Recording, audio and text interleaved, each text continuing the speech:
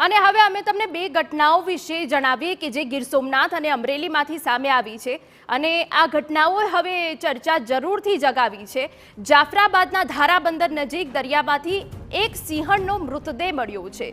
One વિભાગે સિંહણના મૃતદેહનો કબજો લીધો છે।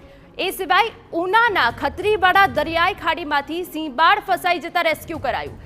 રાજ્યમાં દરિયામાં ડૂબી જવાથી સિંહણના મોતની પ્રથમ ઘટના સામે આવી છે। બે ઘટનાથી જાફરાબાદ રેન્જ અને જસાધાર રેન્જ દ્વારા વન વિભાગે દરિયા કિનારે સ્કેનિંગ શરૂ કર્યું। સૌરાષ્ટ્રમાં સિંહ ગીર જંગલ ગ્રામ્ય વિસ્તાર બાદ હવે દરિયા કિનારે અવરજવર વધતા વન વિભાગ ચિંતિત બન્યું છે। સંવાદદાતા જયદેવ કાઠી વધુ વિગત આપી રહ્યા છે। જયદેવ, પૂરી વિગત।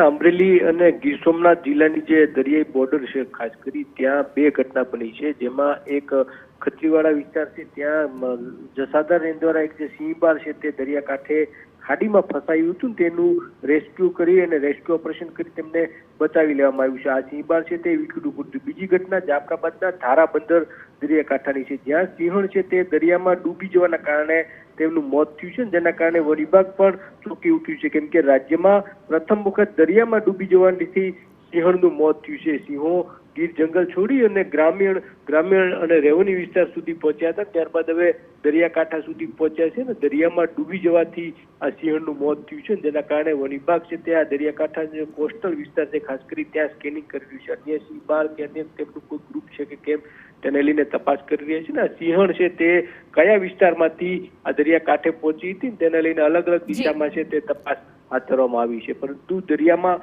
સિંહણનું ડૂબી જવાના કારણે મોતની ઘટના રાજ્યમાં પ્રથમ જોવા મળી રહી છે। બિલકુલ, તો ગ્રામ્ય વિસ્તાર બાદ હવે દરિયા કિનારે અવરજવર વધતા વન વિભાગ ચિંતિત બન્યું છે।